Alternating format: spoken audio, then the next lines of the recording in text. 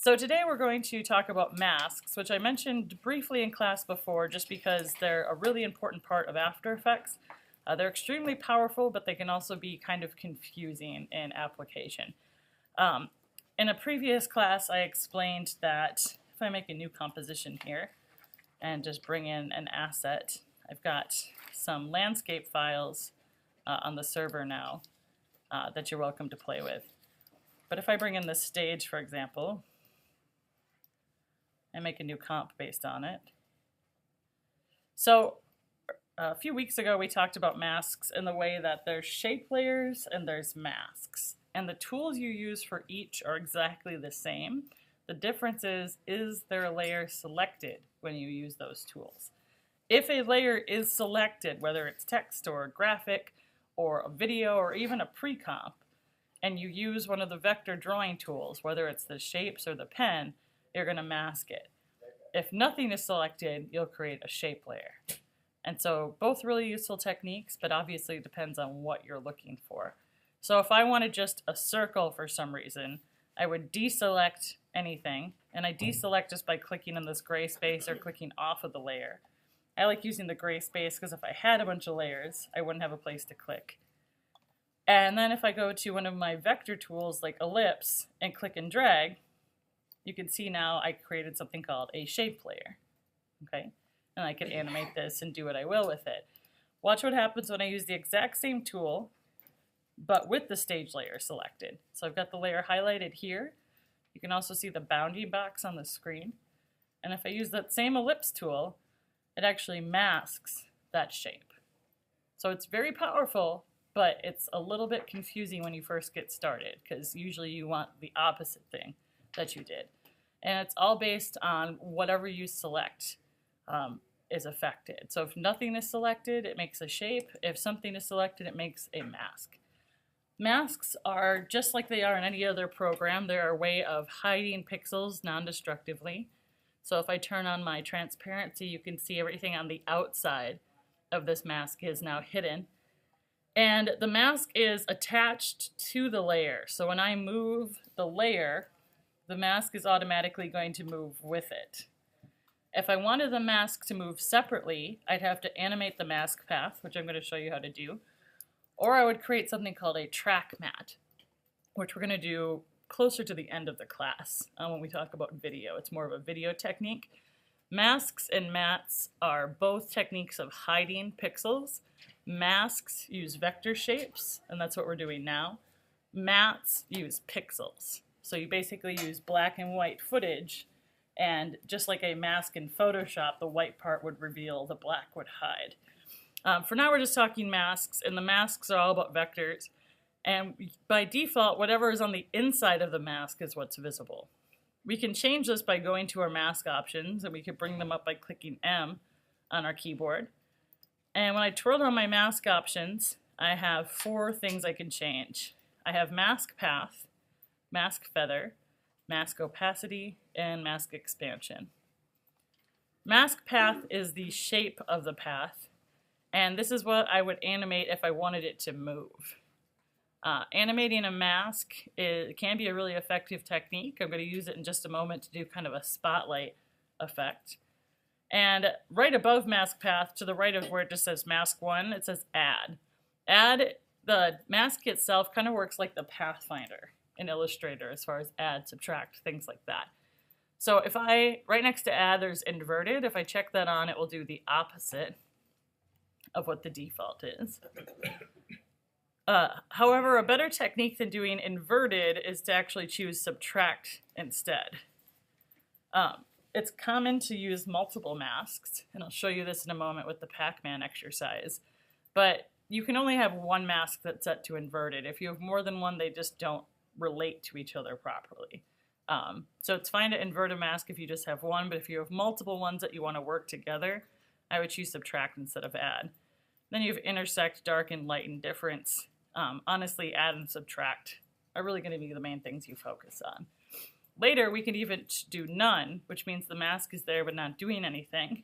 And this might seem useless, but if we did have an actor, if this was video, and we wanted something to follow him or her, I could draw a circle, right-click, and say Track Mask, and it would animate the circle to follow whatever was in it. But that's something we're going to talk more about when we get to video in late April or May. So I want to do kind of a spotlight effect, almost like we're looking at a stage and the spotlight's moving around. So I want this to be set to add, but I don't necessarily want everything else to be hidden. So one option I have is opacity. Opacity will actually allow me to change the opacity of the mask and fade it in and out. I also can do expansion. What I actually want to do for this trick is I'm going to copy and paste my layer. And on the background layer, I'm not going to have a mask. So I basically just have the same layer behind itself. The top one's masked. And this one in the background, I'm going to come back to in just a moment. I'm going to darken this, and this is going to be our unaffected stage. So I'm just going to turn that off for now. So as far as things that you can modify with a path, I already showed you opacity for fading in and out. You also have feather, so if you wanted a soft edge around your object, you can create kind of a vignette.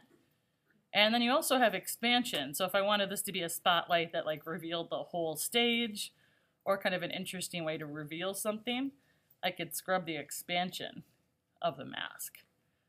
Now the thing we use probably the most often is mask path, and this is how we animate a mask.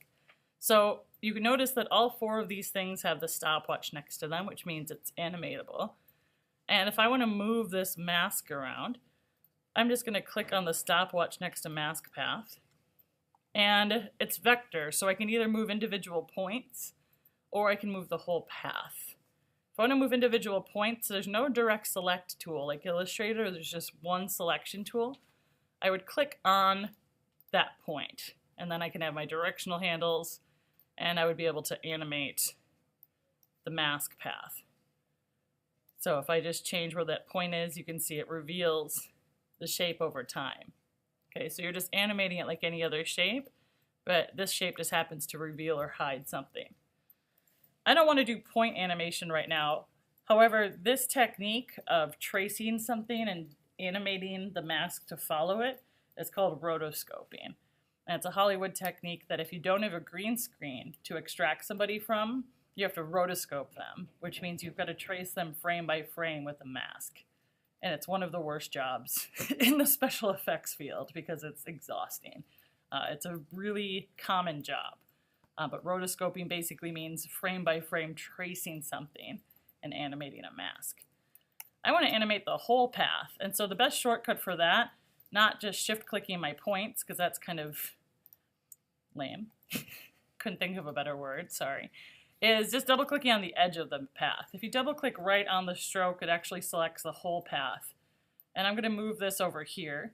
Notice that the mask moves, not the object. So if I want just the mask to move, I'm just animating mask path. And I'm just going to animate this going across the screen a few times. So I double-click on the edge. I'm just going to have it pass like this, and then I'm going to have it come back and center right in the middle here. So I'm going to trim my work area. Let's just see what that looks like. So I'm animating the path. I'm not animating the layer at all. And the path is just changing what we see. And so I could animate the object as well if I wanted to, but in this case I'm just trying to simulate kind of a spotlight moving across the stage. And it's a little slow right now, but that's just because it hasn't finished rendering yet. For the purposes of speeding this up, and just as a demonstration, we haven't really done this yet, but if you're just trying to get the gist of how something works and you don't care, you know the resolution's good, feel free to drop this resolution down. This doesn't change anything. This is just your current composition view in After Effects. So if I go to like third quarter view, you probably can't even really perceive the difference on screen, but it lowered the resolution. And you can see the RAM preview happens a lot faster. So when you're working on stuff and you're not finessing your end details, don't be afraid. I'm saying this to myself too, because I always work in full. And I shouldn't, because my RAM preview takes so long. Drop this down. It doesn't render permanently this way. It's just like choosing fast display in InDesign. It just speeds up what you're looking at. So I have this going on. I actually want this to scale over time. So I like the expansion it is at the end. I'm actually going to move my cursor to the end of this, and I'm going to click on my stopwatch for mask expansion to record that. And then back here, I'm going to dial the mask expansion down. So as it moves around, it will get a little bit bigger as it looks for its source. Okay. And if I want to, just for the sake of example, I'm going to animate mask feather too. So let's bring mask feather down to 0. Notice that it scales proportionally, but I can uncheck that if I wanted to do width or height separately. And I think that's just too clean of an edge, so I just want this to be a nice little feather. And if I wanted it to be not proportional, I could feather it more horizontally or vertically. So now I've got a path that moves around, it increases in size thanks to expansion, and the feather increases. Okay, so that's just a really basic example of how to use a mask. The other thing I wanted to talk about today has to do with some of the effects. And just to finish this one, I'm going to turn this stage back on. We're not going to see any difference at first because it's the same thing animated over the same thing. We want this one to be darker. Excuse me. And I don't want to just lower the opacity because then we're going to see through. Okay, so all of the tools that we have in After Effects are the same tools we have in Photoshop and then some. So the effect drop down here, we talked briefly about effects the other day, but there's tons of different effects in here. Color correction is usually where I start, just like in Photoshop. I like to use levels, I like to use hue and saturation. You could use curves, I'm more of a levels person. So for example, if I go to levels, the histogram here is just like it is in Photoshop. I've got my black, let me increase the size of this a little bit, my black slider, my gray slider, my white slider. So I'm on the bottom stage layer. I just want to up the black. And if I do that, I'm really just changing this bottom one, and the top one's still the same color. So it just kind of creates this little spotlight effect as it animates over itself. And if I want to play off this a little bit more, I could tweak these settings further, but I don't want it to become too black. Another option that I like to do is hue and saturation. Levels and hue and saturation are kind of my go-to adjustments. Whether it's Photoshop or After Effects, they do a lot of different things. So also under color correction, I've got hue and saturation. And here I can change the master hue, which I don't want to do in this case, but hey, if we want something kind of psychedelic, I could do that. I'm going to undo. I actually just want to lower the saturation here, so if I wanted it to just be more washed out, I could. Or I could even change the lightness, if I just want it to be maybe darker and bring some of the saturation back up. I've got a lot of different options. And none of these effects are permanent, just like we can turn an eyeball on and off. Here, the eyeballs, so to speak, for our effects are these little effects icons. So I can kind of turn these things on and off and see how I've changed them. But here I just have a really basic example of a mask working with another layer and just kind of simulating a spotlight. So another way that we can use masks is my Pac-Man board game here. I already showed you how I animated him moving along. And we used orient to path so that he turned. I also clicked on the points so they became corner rather than smooth using just the regular old pen tool. You don't even need to hold down anything. But if you've ever played Pac-Man, which most of you probably have, I'm missing a little bit here. As he moves, these dots should be disappearing. Okay. There's two ways I could go about doing this. If these dots were separate layers, I could change the opacity one by one as he passes. And I would absolutely not recommend doing it that way. If he cleared the whole board, you would have to animate the opacity of hundreds of dots. And that would be very annoying. Instead, the dots are actually on their own layer. That's how it was set up in Illustrator. And I basically just want to hide the dots. And remember, that's what masking is for. So this example actually used to be an exercise you had to do in class. But it's kind of, it's not mean. It's just really tricky for the first time you use a mask, which is how I used to use it. Remember, masks, it depends on what their setting is. They either hide what's within them or hide what's outside of them. And it's important to be mindful of what options you have selected. So just as an example, if I want him to make these dots disappear, I'm going to be on my dots layer, and this is the layer I want to mask. I'm also going to lock my background just so I can't move that. And basically this first run, he just goes from here to this little corner here. So I want to grab my rectangle tool. And there's two ways I can go about doing this. I'm going to start with just a collapsed rectangle to begin with. So I'm on the dots layer, and I'm going to draw a teeny tiny rectangle. Now, what's happening right now is it's hiding everything outside of it, so we can't see any of the dots. That's because the mask is automatically set to add, which means you only show what's on the inside of the shape. So I'm going to do subtract. And you really can't tell because it's just covering a little black bit here. But if I was to move this, you would see whatever is within it becomes hidden. So basically, I'm going to animate the path of mask 1. I'm going to click on my stopwatch. I want it to start where nothing's being hidden. And then as Pac-Man goes along here, I want this rectangle to expand to follow him and basically gobble up the dots. It's really the mask that's eating the dots. So I'm going to move my playhead to where Pac-Man is. And I actually want to double click on this and then just expand it like I would anything else. And what's going to happen is it's going to animate that mask opening and closing. And because I can line it right up with Pac-Man, if I play this back, I actually disappear behind him. But that's because I'm masking them out. No, so if I want to continue this, I need to draw another mask. And you can have up to 20 masks, I think, is what I got to. I think you can even have more, to be honest. I don't know if there's even a limit on masks. So I want to add the next run here. So I'm going to zoom out a little bit. I'm just going to review my footage. He moves up to about here. Something that might be helpful in this situation is guides. If I go Command R, I can turn my rulers on. And I'm just going to drag a horizontal ruler down so I know that it's going to go to about there. So the other way you can do this is you can draw around everything you're going to delete first. So he's going to go from here to here. On this layer, I'm going to make sure I'm on dots. I go to rectangle, and I'm just going to draw like this. Now right now, the masks are competing with each other. One set to add, one set to subtract. And this is why you can't just use inverted, because now only the intersection of the two is working. All of these, Gesundheit, have to be set to subtract in order to work harmoniously together. And I also have that inverted still. Let me uncheck that. So I don't have the second one animated, but this one I'm just doing where it's expanded and then I'm going to collapse it. That's personally how I would animate it.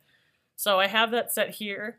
I want that to be right about here, so I'm going to click on mask path for mask 2. And I'm just going to do the opposite. I'm going to go to about here.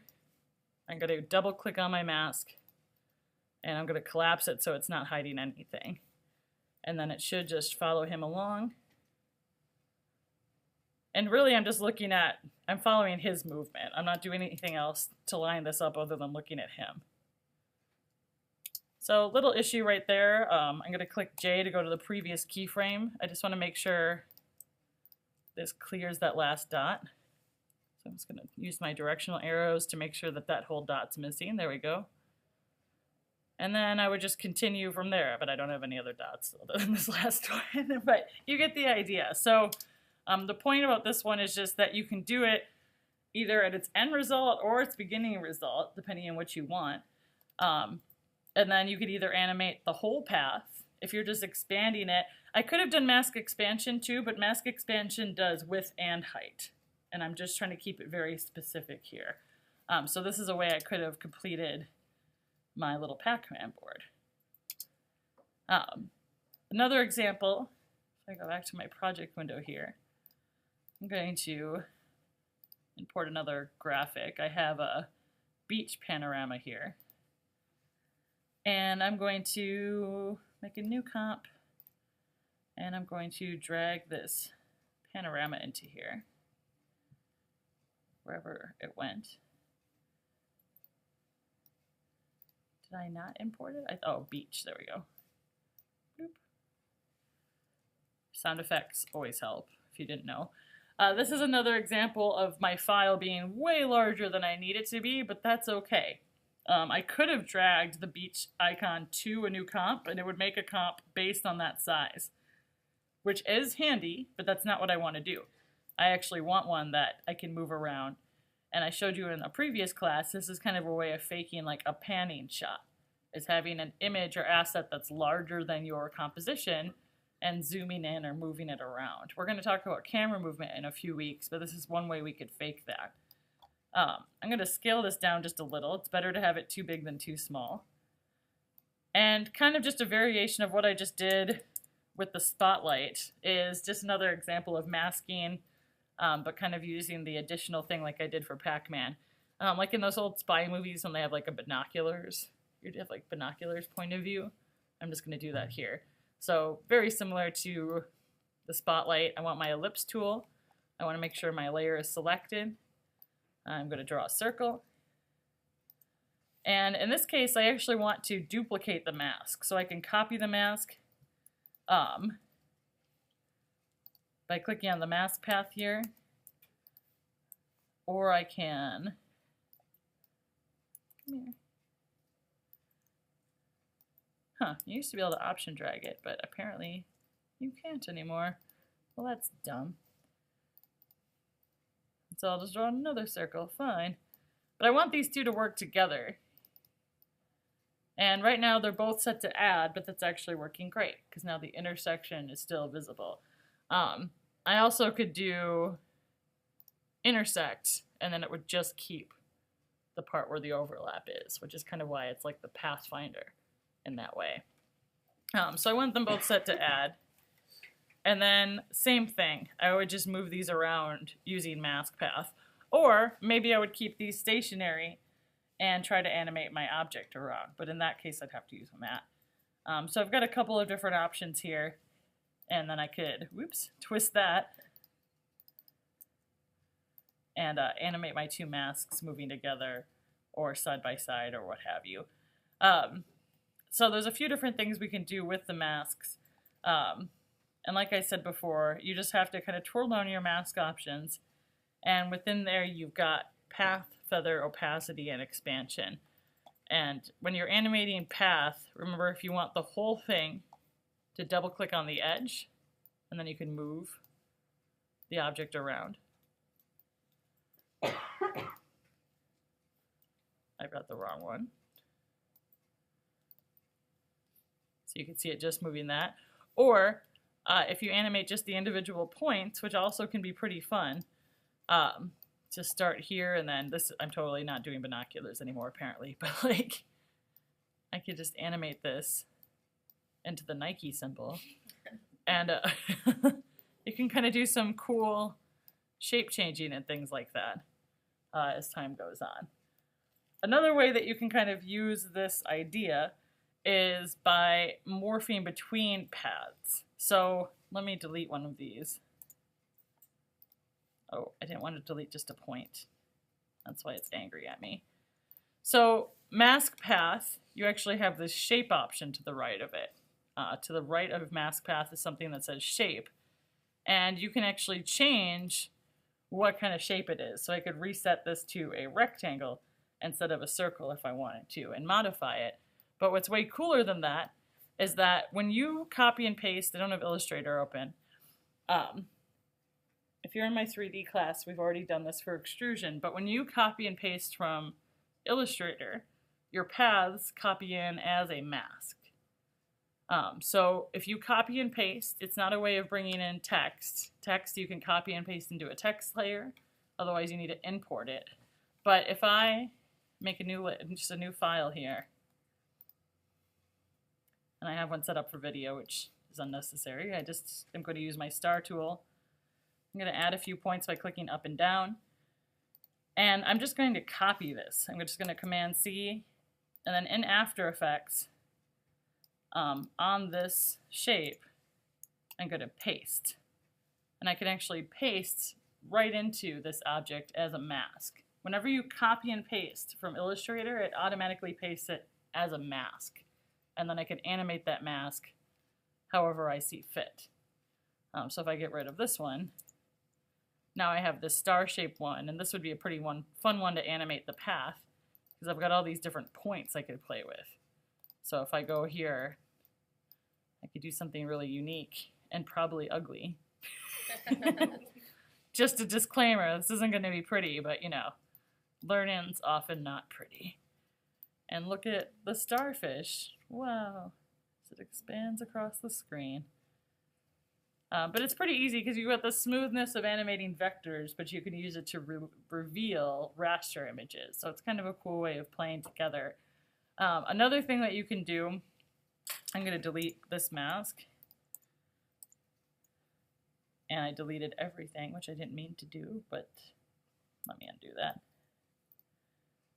You don't need to delete the whole layer. If you go to just the mask and click on the mask, you should get the layer still. There's no connection between the two. If you copy and paste outlined text, it will also bring that in as masks. And that's when it gets a little bit crazy as far as how many you have. So if I type in vacation time. What? Ants? Ha ha ha. Nothing says vacation like Myriad Pro. I'm joking. Let's get a nice serif font. That'll work. I know that's not a serif font. That was a joke about fonts being informal. Never mind. Just forget I said anything there. Let me shrink this down a little bit. So if I grab a font, I could copy and paste just the text in. I'm not going to get any kerning or anything, but I want to create outlines. And if I copy and paste these paths onto a solid or an image in After Effects, it will automatically create a mask. Now here I have 15 masks. And if I turn off my layer controls so we can actually see what's going on, it basically creates a clipping mask.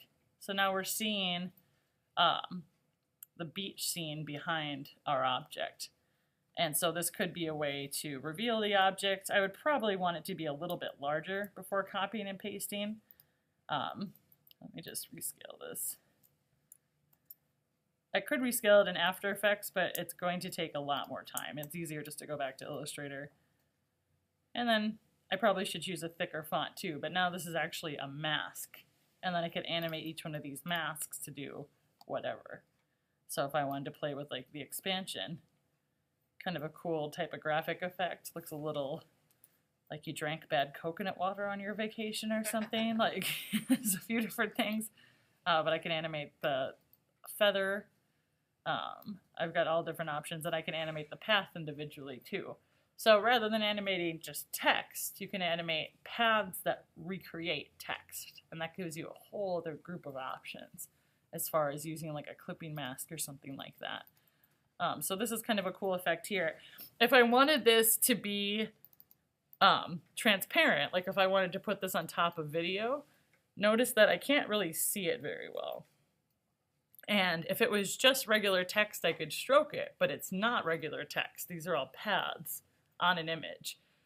So going back to just talking about effects, one I really like to do, I feel like it's safe to use this one again, is the drop shadow. And I actually really like drop shadow in After Effects. It's under perspective, effect, perspective, drop shadow. And it just adds a really nice, let me turn this up to full, so you can really see the crispness here. But it lets you change the opacity, the direction, the distance, the softness. But it's a nice way of kind of like accentuating text without getting too overboard. I'm not adding an emboss or anything like that. And then I could always animate anything with a stopwatch next to it. So just like something like the direction of the shadow. What if I animate it so it kind of circles around? It just adds another little element, almost like a sundial quality to my text. So I like drop shadows. I think that's kind of a cool technique. Another thing you might be tempted to do is the stroke command. And stroke is under generate. However, stroke does not work how you think it would. So stroke doesn't just add a stroke around things. It's actually something that's animatable. Let me turn this to a color we can see. So right now you can see it's just stroking mask 1. So it lets me choose which mask I want to stroke. If I want to stroke all masks, there's a checkbox for that. And so it actually adds a stroke around it. So I could use this, I suppose, just as a regular way of generating a stroke. But the really cool thing about this is that you can animate the start and end of it. So if you wanted it to like animate the stroke coming in or out, you could do that. This technique is pretty fun. It goes around the whole path though. Also, I can have it just do it on transparency. So if I wanted, you're basically animating start and end, depending on the direction you want to go. So if I animate end and put that keyframe all the way at the beginning, and then at the 8-second mark, I animate that, it basically will just spell it out over time using the stroke command. So it's kind of cool. But notice it's following around the text. It's a closed path technique, so it's not going to just fill in the text necessarily. But stroke will go around your masks. It has to be a mask path. It has to be something that actually has vectors like masks do. But it's just kind of another cool way of animating something. I really like using the stroke command on things just to kind of give it a different flair or style. I'm doing non-transparent. I could also do reveal original image. This really doesn't work unless you have a thicker brush. But now this would actually reveal the text and the image at the same time because the stroke is the thing dictating the visibility. And now it's actually revealing the text with the image and the drop shadow. So I'm bringing it up now because you're animating text for your logos, but also because I consider this kind of a masking technique, that you could use the stroke to reveal text or reveal an object. But it kind of has this cool, like, not quite handwriting, but this interesting kind of feel to it. And you could really do this with any path, just as a way of simplifying this. If I go back to Illustrator, which I often have open while I'm working in After Effects, if I use the spiral, there's no good spiral in After Effects.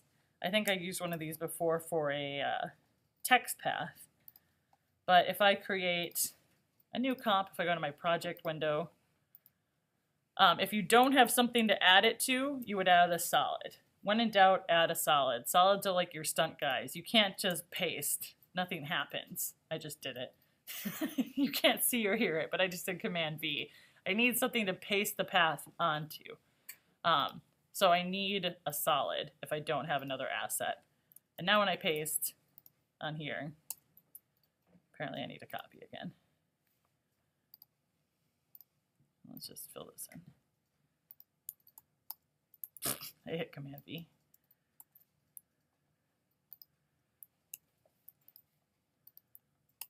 Come on, buddy. What's wrong with you? This should just be copy and paste. That's weird. I'm really not sure why it won't let me do that. It lets me paste it another layer, fine. Interesting. Let's try that again. I don't know what was happening there. Remember, if you want to resize a path, the easiest thing to do is to double click on it. And then I could just rescale this a little. And notice that this is an open path, so it didn't hide anything. It still considers it a mask, but it can't hide anything because it's not a closed path. So if you want to mask something, it has to be closed. However, this is still the technique I would use for the stroke command. And one nice thing about all Adobe programs is the last thing you used is always listed at the top. So I can just go Effect Stroke. And basically I could animate. This is a good time to turn off my view controls. Right now my path is hiding my effect. So I'm just going to go View, Show Control Layers. And now we can visibly see the path. And just to get a closer look at this, I can do things like animate the color of the stroke. I can change the brush size. I can change the brush hardness. So if I want this to be a softer line, I could drum this down. I've got opacity. And then I've got start and end. So start and end is really just which direction do you want it to go? And then I could do spacing as well. So if you like polka dots, it's kind of a cool little look. So if I wanted this to fill in, I'm going to animate the start to end. And just get kind of a little interesting effect here. And if I wanted something else to animate, I've got all these other options. So maybe brush size changes over time too. Maybe it gets larger as time goes on. So maybe these dots, as they're coming around, they get a little bit bigger too. But that would suck to animate by hand. It looks like there's a lot of motion going on and stuff, but it's just a dash line moving along a path. So stroke is a really cool command if you find ways to use it right.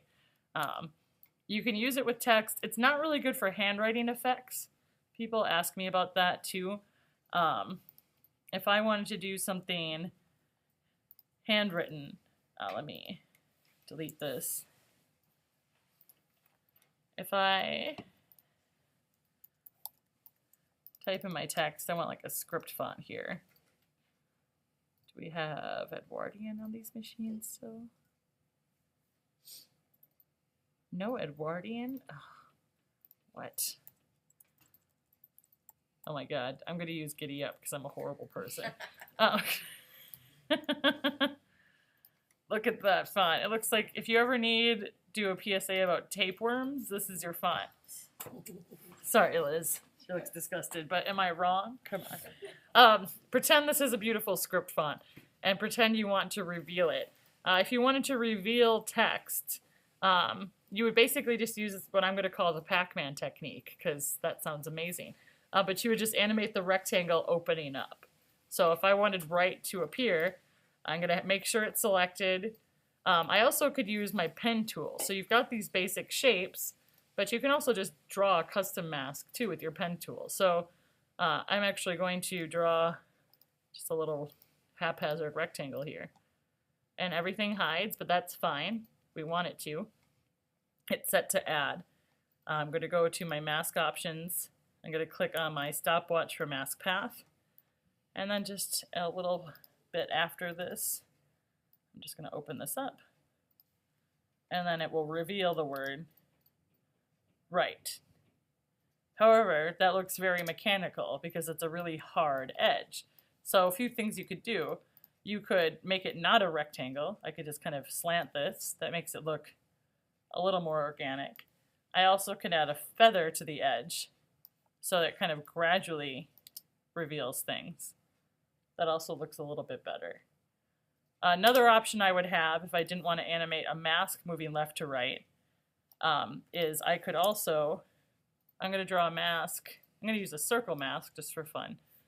If I draw the circular mask, the other way I could reveal it isn't by animating mask path, but just animating mask expansion.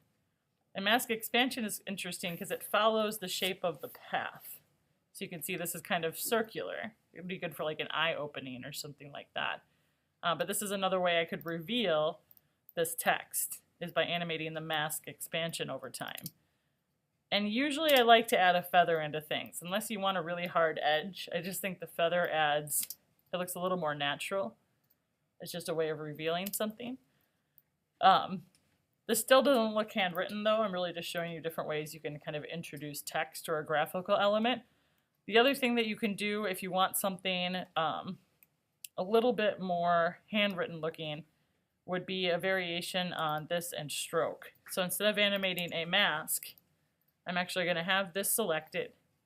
And before we used a path on a layer to animate the text along it.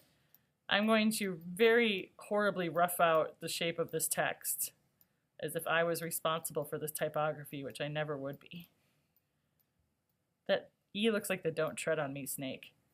So I've got this hideous path, bear with me. I'm going to apply stroke to this. And stroke is not going to pay attention to the text because the text isn't a path. It's going to apply the stroke to my little wiggly stroke here. So I'm going to go Effect Stroke. And if I turn off my layer controls, you can see it's filling it in. It looks like a kid scribbled on it. And for paint style, I want to do Reveal Original Image. So right is going to be dictated by the stroke. And I'm going to increase my brush size so I can actually see it. It has to be pretty big. I want to see the whole thing. And then I would animate my start to end.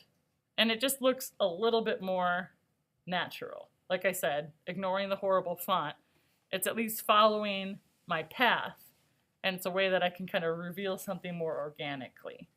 So if you actually draw a path that follows the flow of your text, like if it's cursive or script, it'll reveal it that way. So the stroke effect is just a really versatile way of animating. And so if I animate the start here, moving across the screen, and I'll just turn, well, let's not maybe turn that off. And we can play with it, like if we bring the brush size down, it might be a little bit more delicate, but we might not have the whole word. Maybe we fill that in at the end.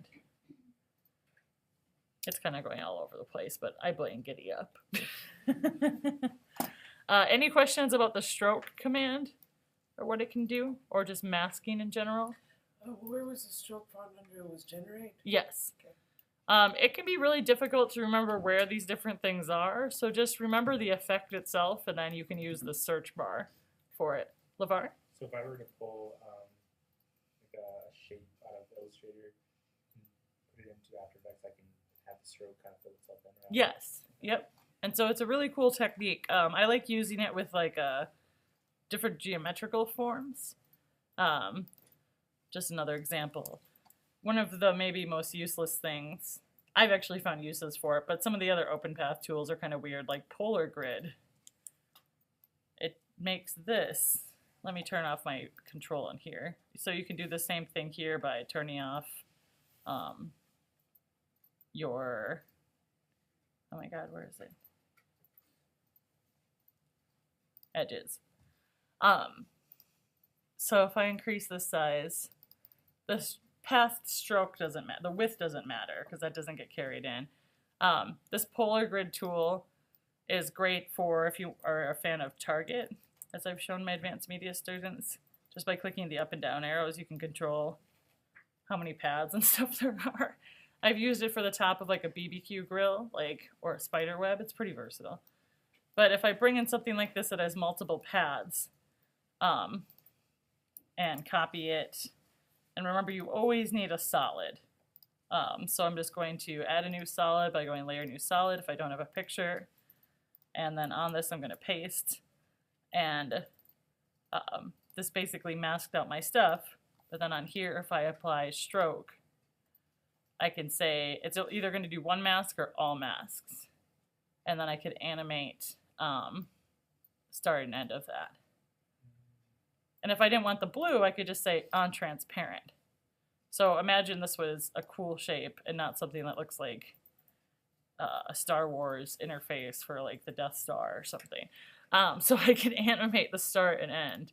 If I bring the start down here and go forward a little bit, animate it. It's kind of cool how you can choose stroke sequentially or not. So when stroke sequentially is on, if I look at my mask and my paths, it's going to go through these in order. So if I play this, you can see it goes one by one. But it's a pretty cool animation for not really doing a lot. I just copied and pasted a path, and it's taking each one and stroking it separately. If I wanted it to be a little more random, I would uncheck stroke sequentially. And that's just going to fill it in however. It's going to basically fill them in all at once. So it really just depends on what kind of effect you're looking for. Stroke, like everything in After Effects, is extremely versatile.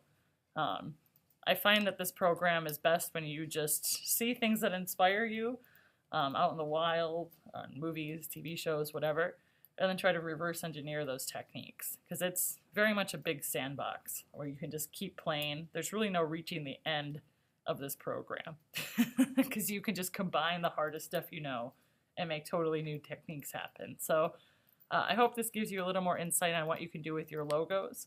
You don't have to use a mask for your logo animation, but you definitely want to be familiar with masks. So you don't need to add anything to the Pac-Man exercise. You could just add a mask to text or anything.